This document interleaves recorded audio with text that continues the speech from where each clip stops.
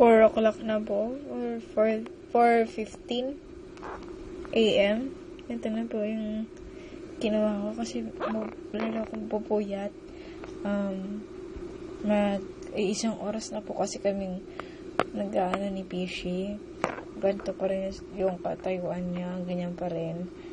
Pag tinanggal ko yung mga bato na yan, tutumba pa rin siya. So, naisipan ko ganyanin na lang siya para hindi siya tumiwarik.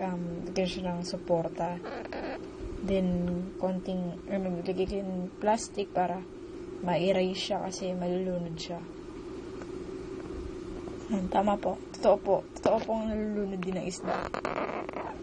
Tulad din sa case ni Fishy, malulunod siya pag hindi siya ginanyan. Kasi tumitiwarik siya. Kaya nalang ginawa ko pa kasi si Fishy naghihingalo. Nagbibleed yung dito niya, yung hasang ni Fishy dito banda. Nagbibleed yung dito niya. May lumalabas sa dugo.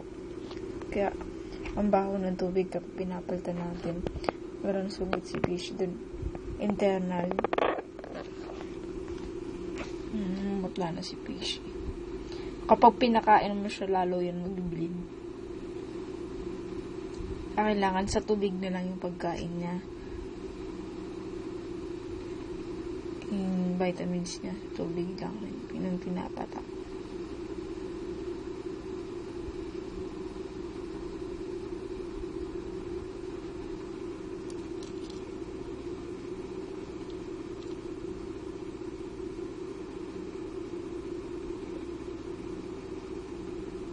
Ayun.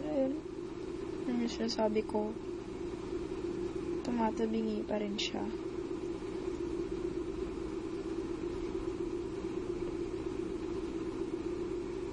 Kailangan natin siya iayos.